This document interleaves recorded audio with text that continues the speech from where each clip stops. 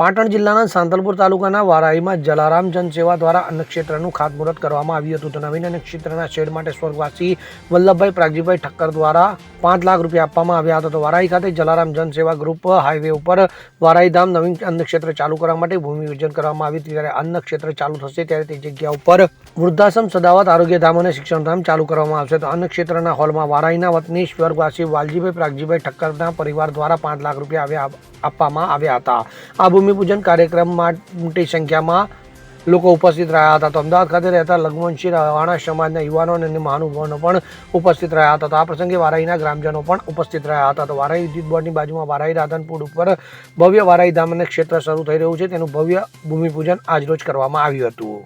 અહીં વારાહી મુકામે ગૌશાળાની સામે હરિભાઈ, પલકભાઈ અને એમનું આખું પરિવાર, અશોકભાઈ, પલકભાઈના ફાધર, સૌ પરિવાર દ્વારા અહીં વારાહી મુકામે ભવ્ય અન્નક્ષેત્રનું એક આયોજન કરવામાં આવ્યું છે. વૃદ્ધાશ્રમ, અન્નક્ષેત્ર, બીજી સેવાકીય અનેક પ્રવૃત્તિઓ અહીંથી જે કંઈ થતી હોય એમના માધ્યમથી ખૂબ સેવાકીય. હાલ પણ તેઓ અમદાવાદમાં જલારામ જનસેવા ટ્રસ્ટ દ્વારા સેવાકીય પ્રવૃત્તિ કરી રહ્યા છે.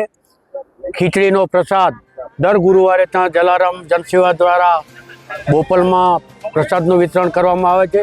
અહીં વારાહી મુકામે પણ ભવિષ્યમાં અન્નક્ષેત્રનું ભવ્ય આયોજન થશે અને પલકભાઈને અને એમના પરિવારને આ પ્રસંગે ખૂબ ખૂબ શુભકામના અને અભિનંદન પાઠવું છું. ભવિષ્યમાં પણ આ અન્નક્ષેત્ર ખૂબ આગળ વધે, ખૂબ પ્રગતિ કરે અને સેવાકીય પ્રવૃત્તિમાં ખૂબ આગળ વધે. સર્વ પ્રજા, ગ્રામજનો, વારાહીની પ્રજા, આજુબાજુની પ્રજા પણ આમાં સેવા અને સહયોગ આપે તેવી સૌને વિનંતી, પ્રાર્થના. જય જલારામ. બધાને જય જલારામ. બધા આયા ગામજનો એના માટે ખૂબ ખૂબ ધન્યવાદ. સંકુલ જે પલક ચલાવે છે ખૂબ આગળ વધે. જય જલારામ.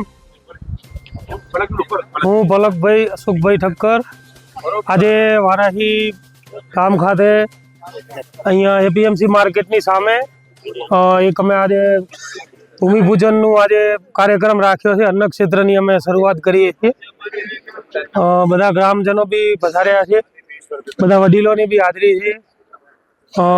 આપણે અહીંયા એક અન્નક્ષેત્રની ભવ્ય બનાવવાની આપણે આજે શરૂઆત કરી છે. આપણે શિક્ષણ સંકુલ, આરોગ્યધામ, વૃદ્ધાશ્રમ, આપણે ઘણા કામોનો સંકલ્પ લઈને ચાલીએ છીએ જોડે. તો બધાનો સાથ સહકાર મળે, ગ્રામજનો, દાદાશ્રીઓ, વડીલોનો, તો આપણે ધીરે ધીરે આખું સરસ અહીં સંકુલ બનાવવા જઈ રહ્યા છીએ. બધાનો ખૂબ આભાર વધાર્યા એમનો. જય જલારામ. પલકભાઈ અશોકભાઈ ઠક્કર. વસંત કડિયા સાથે CN24 ન્યૂઝ, પાટણ. હવે જુઓ દેશ દુનિયાની તમામ ખબરો તમારી આંગળીના ટેરવે.